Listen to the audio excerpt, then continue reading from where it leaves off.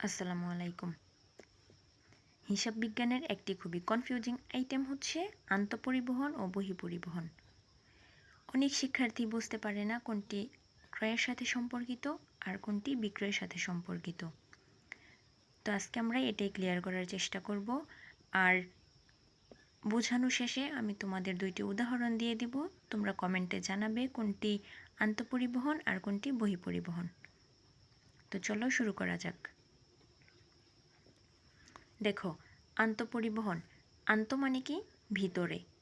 তো আমরা বলতে পারি আন্ত মানে ব্যবসা প্রতিষ্ঠানের ভিতরে বুঝবো, আর পরিবহনের মাধ্যমে পণ্যটা গন্তব্যে পৌঁছানো হয়।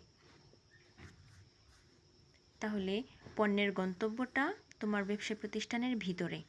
এবার চিন্তা করো, কখন পণ্যটা তোমার ব্যবসা প্রতিষ্ঠানের ভিতরে আসে?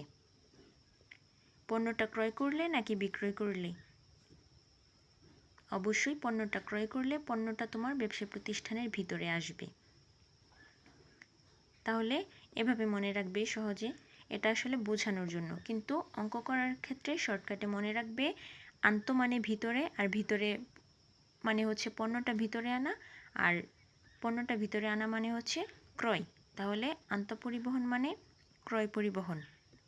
একইভাবে বহিঃপরিবহন, বহি মানে বাইরে, তো বহি মানে ব্যবসা প্রতিষ্ঠানের বাইরে বুঝবো, আর পরিবহনের মাধ্যমে পণ্যটা গন্তব্যে পৌঁছানো হয়। তাহলে পণ্যের গন্তব্যটা তোমার ব্যবসা প্রতিষ্ঠানের বাইরে। তো কখন পণ্যটা তোমার ব্যবসা প্রতিষ্ঠানের বাইরে চলে যায়? ক্রয় করলে নাকি বিক্রয় করলে? অবশ্যই পণ্যটা বিক্রয় করলে। তো অঙ্ক করার ক্ষেত্রে শর্টকাটে মনে রাখবে বহি মানে বাইরে, তো বাইরে মানে পণ্যটা বাইরে পাঠিয়ে দেওয়া, পাঠানো, তো বাইরে পাঠানো মানে বিক্রয়। তাহলে বহিঃপরিবহন মানে বিক্রয় পরিবহন, আন্তঃপরিবহন মানে ক্রয় পরিবহন।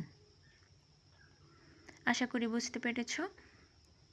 এবার দুইটি উদাহরণ দিব, তোমরা কমেন্টে জানাবে যে কোন উদাহরণটা আন্তঃপরিবহন এবং কোন উদাহরণটা বহিঃপরিবহন।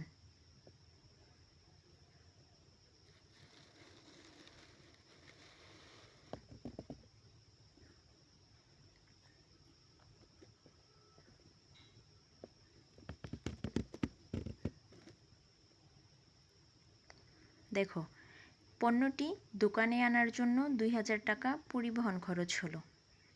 আরেকটা হচ্ছে ক্রেতার কাছে পণ্যটি পৌঁছে দেওয়ার জন্য 1000 টাকা পরিবহন খরচ হলো। একটা হচ্ছে পণ্যটা ক্রেতার কাছে পৌঁছে দেওয়ার জন্য খরচ হয়েছে, আরেকটা হচ্ছে পণ্যটা দোকানে আনার জন্য খরচ হয়েছে। তাহলে আশা করি তোমরা পারবে ইনশাল্লাহ। আজকের ক্লাস এতটুকুই। আল্লাহ হাফেজ।